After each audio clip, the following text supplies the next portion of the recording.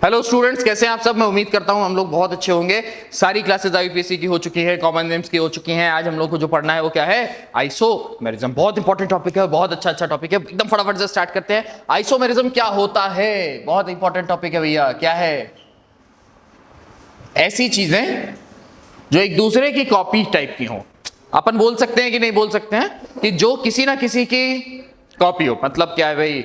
मतलब है कि दो तरीके के फॉर्मूलेज होते हैं केमिस्ट्री में। कौन कौन से? मॉलिक्यूलर फॉर्मूला और कंडेंस फॉर्मूला। अरे हाँ कि ना, हम लोगों ने कंडेंस फॉर्मूला बहुत अच्छे से पढ़ा है, हम लोगों ने मॉलिक्यूलर फॉर्मूला बहुत अच्छे से पढ़ा है। अच्छा सर, तो क्या क्या हम लोग ऐसा कह सकते हैं कि जिसमें जिसमें molecular formula molecular formula same होता हो, मॉलिक्यूलर फॉर्मूला सेम होता हो, बट कहीं ना कहीं या तो स्ट्रक्चर में चेंज आता हो,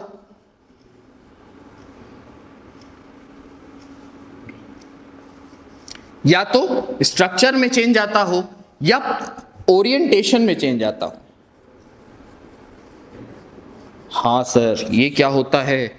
या तो कहीं स्ट्रक्चर में चेंज आता हो, या तो कहीं, अरे हाँ कि ना, या तो कहीं ओरिएंटेशन में चेंज आता हो। तो उन दोनों को, उस दो चीजों को, जिन दो चीजों में मॉलिक्यूलर फॉर्मूला सेम है बट स्ट्रक्चर अलग है या फिर ओरिएंटेशन अलग है। ओरिएंटेशन क्या होता है कि किसी एटम पर दूसरे वाले एटम के लगने की पोजीशंस, किसी एटम पर दूसरे वाले एटम की लगने की पोजीशंस सेम हो बट देखने में वो दोनों अलग अलग हो, देखने में वो दोनों अलग अलग हो। तो ऐसे चीजें जिसका मॉलिक्यूलर फॉर्मूला सेम हो बट स्ट्रक्चर या फिर ओरिएंटेशन अलग अलग हो, डिफरेंट हो, तो ऐसी दोनों चीजों को क्या कहा जाता है? ऐसी दोनों चीजों को आइसोमर कहा जाता है कि एक दूसरे के क्या है, आइसोमर है। अच्छा सर, और इस फिनोमिना को क्या बोला जाता है? इस फिनोमिना को आइसोमेरिज्म बोला जाता है। इस फिनोमिना को क्या बोला जाता है? इस फिनोमिना को आइसोमेरिज्म बोला जाता है। अच्छा सर, जैसे, ऐसे तो नहीं समझ में आएगा, कुछ हमको एग्जांपल के साथ बताओ। जैसे 1 2 3 4 5, क्या ये ठीक है? क्या ये 5 कार्बन की चेन है? बिल्कुल है। सारे कार्बन सिंगल बॉन्डेड से कनेक्टेड है, 5 कार्बन की चेन है। इसमें से क्या करें हम लोग? कुछ कार्बन को यहां से उठा करके ब्रांच पे लगा दें, कुछ कार्बन को यहां से उठा करके कहां लगा दें? ब्रांच पे लगा दें। अच्छा सर, कैसे? 1 2 3 4 और 5। अच्छा सर, क्या हम लोग कुछ और कर सकते हैं? बिल्कुल कर सकते हैं। 1 2 3 4 5।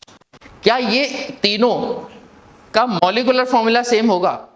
हाँ सर, इन तीनों का मॉलिक्यूलर फॉर्मूला सेम होगा। अच्छा, कैसे सेम होगा? इसमें भी हमको कितने कार्बन देखने को मिल रहे हैं? इसमें भी हमको 5 कार्बन देखने को मिल रहे हैं। इसमें भी हमको 5 कार्बन देखने को मिल रहे हैं। इसमें भी 5 कार्बन देखने को मिल रहे हैं। कहां? 1 2 3 4 5। क्या हमको समझ में आ रहा है? हाँ सर, हमको समझ में आ रहा है कि इसमें भी 5 कार्बन है, इसमें भी 5 कार्बन है, और इसमें भी 5 कार्बन हैं। इसका मतलब ये तीनों एक दूसरे के आइसोमर हैं। और किस टाइप के आइसोमर हैं? ये तीनों आपस में स्ट्रक्चरल आइसोमर हैं। क्या ये मेरी बात क्लियर हो रही है? अरे हाँ कि ना, इसमें कोई समस्या वाली बात नहीं है। अच्छा सर, क्या हमको कुछ ऐसा दिखाई दे रहा है कि एक कार्बन ये है, इसके साथ कोई एक कार्बन दूसरा लगा हुआ है, यहां पर हाइड्रोजन है, ब्रोमीन है, इसमें भी हाइड्रोजन है, ब्रोमीन है। हाँ सर, 2 कार्बन की पैरेंट चेन हमको दिख रही है, 2 कार्बन की पैरेंट चेन दिख रही है। इन दोनों कार्बन में से एक कार्बन पे ब्रोमीन लगा है, दूसरे कार्बन पे भी ब्रोमीन लगा है, पहले कार्बन पे हाइड्रोजन भी लगा है, दूसरे कार्बन पे भी हाइड्रोजन लगा है। हाँ सर, तो इसमें क्या हो गया? अरे इसमें कुछ भी हुआ नहीं। इसमें अब हम लोग, इसके बाद हम लोग क्या देखेंगे कि एक दूसरा हमारे पास स्ट्रक्चर है। ऐसे ही 2 कार्बन का उसमें भी कंपाउंड है, और यहाँ हाइड्रोजन लगा है, ब्रोमीन लगा है, ब्रोमीन लगा है, हाइड्रोजन लगा है। क्या इन दोनों में हमको कुछ अंतर दिखाई दे रहा है? क्या इन दोनों स्ट्रक्चर्स में से कुछ अलग अलग है? हाँ सर। क्या अलग अलग है? ओरिएंटेशन का अंतर है। क्या इस कार्बन से एक ब्रोमीन एक हाइड्रोजन लगा है? हाँ सर, लगा हुआ है। इस कार्बन पे एक ब्रोमीन और एक हाइड्रोजन लगा हुआ है। दूसरे वाले कार्बन में भी एक ब्रोमीन हाइड्रोजन लगा है? बिल्कुल सर, दूसरे वाले कार्बन में भी एक ब्रोमीन हाइड्रोजन लगा हुआ है। क्या इस वाले पहले कार्बन में ब्रोमीन और हाइड्रोजन लगा है? हाँ सर, इसमें भी पहले कार्बन पे ब्रोमीन और हाइड्रोजन लगा है। और क्या इस वाले में भी ब्रोमीन और हाइड्रोजन लगा है? बिल्कुल सर, दूसरे वाले में भी ब्रोमीन हाइड्रोजन लगा है। क्या इन दोनों कार्बन में लगे हुए ग्रुप्स या एटम्स में कोई अंतर है? बिल्कुल नहीं। इन दोनों ही कार्बन्स में, इन दोनों ही कंपाउंड के कार्बन्स में लगे हुए ग्रुप्स या एटम्स में कोई अंतर नहीं है। लेकिन पोजीशन में भी कोई अंतर नहीं है, लेकिन ओरिएंटेशन में है। इसमें हाइड्रोजन ऊपर है, ब्रोमीन नीचे है। इसमें भी हाइड्रोजन ऊपर है, ब्रोमीन नीचे है। लेकिन इस वाले केस में इसमें हाइड्रोजन ऊपर है, ब्रोमीन नीचे है। लेकिन यहां पर ब्रोमीन ऊपर है, हाइड्रोजन नीचे है। मतलब हाइड्रोजन के साथ ब्रोमीन लगा है, ब्रोमीन के साथ हाइड्रोजन लगा है, और यहां पर हाइड्रोजन के साथ हाइड्रोजन लगा है, ब्रोमीन के साथ ब्रोमीन लगा है। यहां पर पोजीशंस में अंतर नहीं आ रहा है, स्ट्रक्चर में अंतर नहीं आ रहा है, लेकिन पोजीशन या स्ट्रक्चर में अंतर नहीं आ रहा है, लेकिन ओरिएंटेशन में अंतर आ रहा है। तो हम लोग बोलेंगे कि ये दोनों एक दूसरे के क्या हैं? आइसोमर हैं। एक दूसरे के क्या हैं? आइसोमर हैं। अच्छा सर, इसमें से हम लोगों को कुछ तो कंफर्म हो रहा है, कुछ तो कंफर्म हो रहा है। क्या कंफर्म हो रहा है? इसमें से हम लोगों को एक चीज कंफर्म हो रही है कि आइसोमर कई तरह के होते होंगे। तभी तो यहां पर कुछ और आइसोमर देखने को मिल रहा है, यहां पर कुछ और टाइप का आइसोमर देखने को मिल रहा है। इसका मतलब आइसोमर में बहुत सारे टाइप हैं, जिसको हम लोग क्लासिफिकेशन के तौर पे देख सकते हैं, जिसको हम लोग बोल सकते हैं क्लासिफिकेशन ऑफ आइसोमर्स। तो आप लोगों को बहुत अच्छे से पता है अगला काम क्या करना है। क्या करना है? नोटबुक में हेडिंग डालनी है। क्या नोट्स बना रहे हो ना? साथ में अपने को नोट्स बनाना है। अगली हेडिंग डालनी है क्या? Classification of isomers. Classification of isomers. तो आइसोमर्स अपने जो हैं वो एक्चुअली दो तरीके के हैं। क्या इतनी मेरी बात क्लियर हो रही है? आइसोमर क्या होता है, आइसोमेरिज्म क्या होता है, मेरी बात क्लियर हो रही है? जिसके मॉलिक्यूलर फॉर्मूले सेम हो, जिसके मॉलिक्यूलर फॉर्मूले सेम हो, स्ट्रक्चर अलग हो या फिर ओरिएंटेशन अलग हो, उन दोनों को हम लोग क्या बोलेंगे? आइसोमर। और इस फिनोमिना को क्या बोलेंगे? आइसोमेरिज्म। अच्छा सर, आइसोमर को अगर क्लासिफाई करने जाएं तो आइसोमर्स दो तरीके के होते हैं, दो तरीके के होते हैं। एक स्ट्रक्चरल, दूसरा स्टीरियो। स्ट्रक्चरल आइसोमर्स और स्टीरियो आइसोमर्स। स्ट्रक्चरल आइसोमर्स को हम लोग कॉन्स्टिट्यूशनल आइसोमर्स भी बोलते हैं। Constitutional isomer. और स्टीरियो आइसोमर्स को हम लोग कॉन्फिगरेशनल आइसोमर भी बोलते हैं।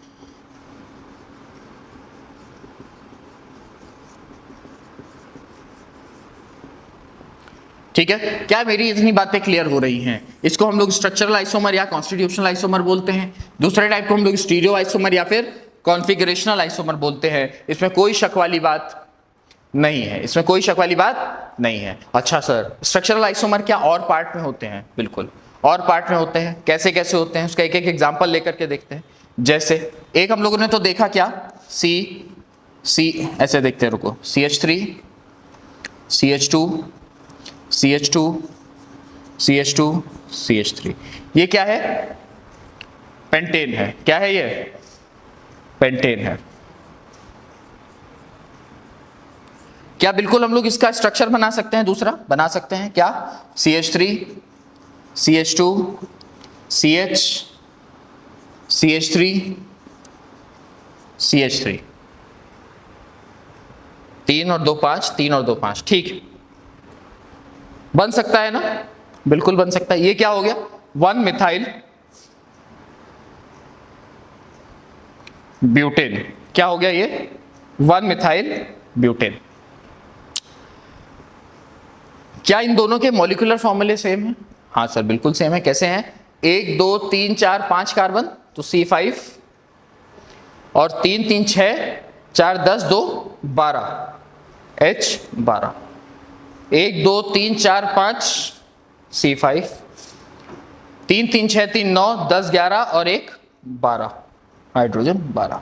तो यहां पर भी हम लोग 5 कार्बन और 12 हाइड्रोजन देख रहे हैं, यहां पर भी हम लोग 5 कार्बन और 12 हाइड्रोजन देख रहे हैं। इसका मतलब ये दोनों एक दूसरे के कैसे हुए, कैसे हुए, चेन आइसोमर। इसमें हम लोग देख रहे हैं कि इसमें अंतर आ रहा है, चेन में अंतर आ रहा है। यहां पर हमको कितने कार्बन की चेन मिल रही थी, 5 कार्बन की चेन मिल रही थी, जबकि यहां पर हमको कितने कार्बन की चेन मिल रही है, 4 कार्बन की चेन मिल रही है। इसका मतलब इन दोनों में जो अंतर आया वो कौन सा आया, चेन आइसोमर का अंतर आया। तो हम लोग यहां लिख सकते हैं क्या, क्या इसके नीचे का बोर्ड आ रहा होगा, नहीं आ रहा होगा, चलो इधर लिखते हैं,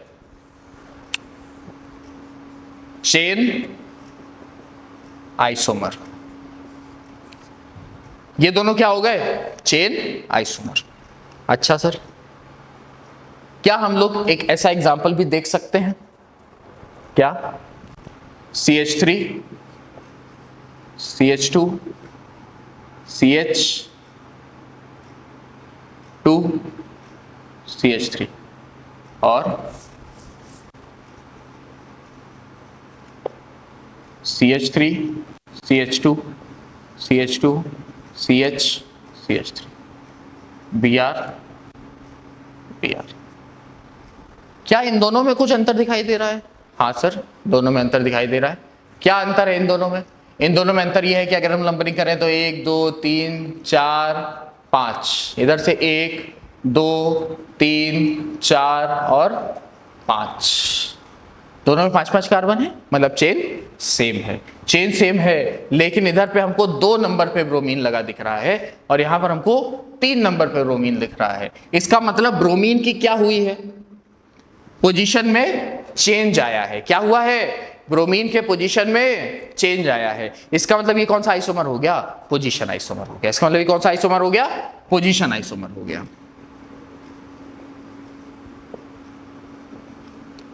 इसमें कोई दिक्कत नहीं है। अच्छा सर, मान लो एक और एग्जांपल हम लोग लेते हैं, CH3 CH2 COOH, या बल्कि ऐसे करने के बजाय ऐसे करते हैं COOH, ठीक है।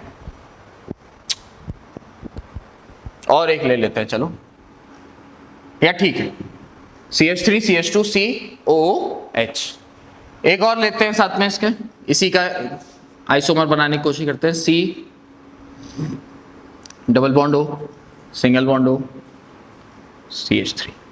क्या इन दोनों का हमारा मॉलिक्यूलर फॉर्मूला सेम है, क्या इन दोनों का मॉलिक्यूलर फॉर्मूला सेम है, देखते हैं। 1 2 3 3 कार्बन, 3 2 5 1 6 हाइड्रोजन और 2 ऑक्सीजन। इसका 3 3 6 1 2 3 कार्बन, 3 3 6 हाइड्रोजन और 2 ऑक्सीजन। क्या इन दोनों का मॉलिक्यूलर फॉर्मूला सेम है, बिल्कुल इन दोनों का मॉलिक्यूलर फॉर्मूला सेम है, लेकिन इन दोनों का मॉलिक्यूलर फॉर्मूला सेम है, लेकिन फंक्शनल ग्रुप अलग अलग है। क्या अलग अलग है, फंक्शनल ग्रुप अलग अलग है। इसमें कौन सा फंक्शनल ग्रुप लगा है, इसमें कार्बोक्सिलिक एसिड लगा है, जबकि इसमें कौन सा लगा हुआ है, इसमें ईस्टर लगा हुआ है। क्या हम लोग ये फंक्शनल ग्रुप पहचान सकते हैं, बिल्कुल पहचान लेना चाहिए, क्योंकि इससे प्रीवियस में जब IUPAC पढ़ाई जा रही थी तो हम लोगों ने लगभग 4 से 5 वीडियोस, मैंने और दिवांशु ने मिलकर के 4 से 5 वीडियोस ऐसे बनाए हैं जिसमें बहुत सारे फंक्शनल ग्रुप को अलग अलग अलग अलग चेन्स में बताया गया है कि कैसे पहचाननी है वीडियोस को, कैसे फंक्शनल ग्रुप को पहचानना है। तो हम लोग को इसमें भी समझ में आना चाहिए कि ये कौन सा फंक्शनल ग्रुप लगा है, ये कौन सा फंक्शनल ग्रुप लगा है। अगर इसकी नंबरिंग करनी हो, नेमिंग करनी हो तो भी हमको आना चाहिए। तो यहाँ पर ईस्टर ग्रुप लगा हुआ है, यहाँ पर कार्बोक्सिलिक एसिड ग्रुप लगा हुआ है। इससे एक बात और सिद्ध होती है, इससे एक बात और सिद्ध होती है कि अगर कार्बोक्सिलिक एसिड लगा है या ईस्टर लगा है और उसमें कोई 3-5 नहीं किया गया है, उसमें कोई 3-5 नहीं किया गया, 3-5 का मतलब कोई खिलवाड़ नहीं किया गया है कि उसका H हटा दिया जाए, उसकी जगह कुछ और लगा दिया जाए, उसका O हटा के कुछ और लगा दिया जाए। अगर उसमें कोई 3-5 नहीं की गई है, कुछ भी छेड़खानी नहीं की गई है, तो अगर कार्बोक्सिलिक एसिड है और ईस्टर है तो वो एक दोनों के क्या हो सकते हैं, आइसोमर होने के चांसेस है। इसमें कोई शक वाली बात नहीं है। तो यहां पर जहां फंक्शनल ग्रुप अलग अलग हो गया, इसको हम लोगों ने क्या कहा, इसको हम लोगों ने फंक्शनल आइसोमर्स कहा। इसको हम लोगों ने क्या कहा, फंक्शनल आइसोमर कहा। अच्छा सर, एक आइसोमर और हम लोग इसमें देखेंगे। इसमें हम लोग अभी के लिए एक आइसोमर और देखेंगे। कौन सा देखेंगे, जैसे CH3 CH2 double bond CH2। ये एक इथाइन है, इथीन है, ये क्या है, एक इथीन है। कितने कार्बन्स का इथीन है? 3 कार्बन्स का इथीन है। अच्छा सर, इस इथीन के जब भी हम लोग कोई फंक्शन आइसोमर बनाएंगे ना, चेन आइसोमर्स या स्ट्रक्चरल आइसोमर्स, तो जब हम आइसोमर बनाएंगे तब तो हम बनाते हुए देखेंगे ही, साथ में एक चीज और हमको देखने को मिलेगी। क्या देखने के लिए मिलेगी कि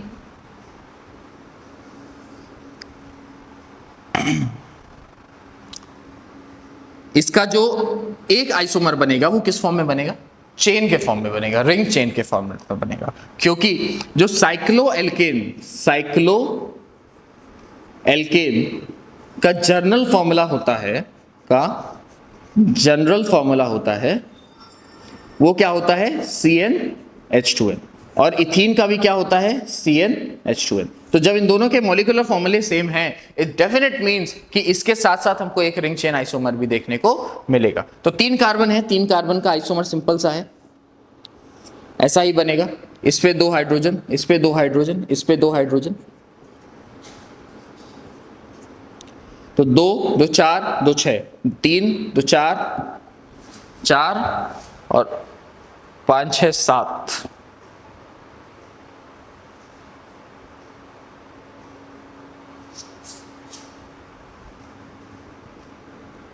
ये एक ही है ना, सॉरी, 3 2 5 और 1 6, 6 हाइड्रोजन है। इसमें भी 6 हाइड्रोजन है। इसका मतलब इन दोनों का मॉलिक्यूलर फॉर्मूला कैसा है? सेम है, C3H6। ये एक दूसरे के क्या है?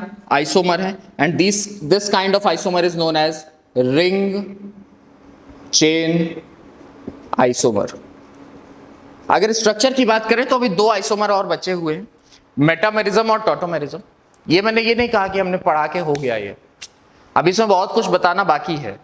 एक तरीके का इंट्रोडक्शन हो गया, एक तरीके का समझ के हो गया। स्ट्रक्चरल आइसोमर का इंट्रोडक्शन था ये, है ना। अभी इसमें मेटामेरिज्म बाकी है, टॉटोमेरिज्म बाकी है। मेटामेरिज्म थोड़ा सा उल्टा सीधा टॉपिक है, 5 मिनट का टॉपिक है, अपन उसको पढ़ लेंगे बाद में। और टॉटोमेरिज्म एक लंबा टॉपिक है जिसमें करीब 1 से 2 लेक्चर जाएंगे टॉटोमेरिज्म पढ़ने के लिए, तो वो भी हम लोग बाद में रखेंगे। तो अगर एक तरफ से इनको हम लोग लिखने की कोशिश करें तो रिकॉल करने के लिए हम लोग फटाफट से देख सकते हैं कि आज हम लोगों ने क्या क्या पढ़ा है ना।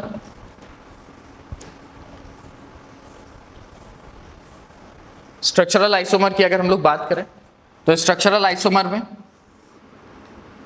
चेन आइसोमरिज्म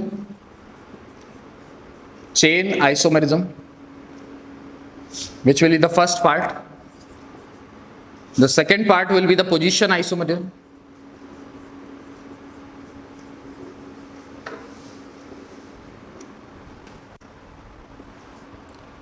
तीसरा हम लोगों ने देखा क्या? Functional isomerism.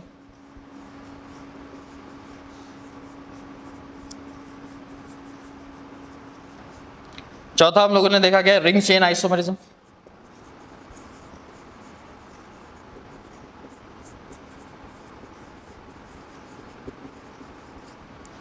पांचवा हम लोगों ने देखा क्या? मेटामेरिज्म देखेंगे हम लोग बाद में। और टॉटोमेरिज्म भी हम लोग बाद में देखेंगे।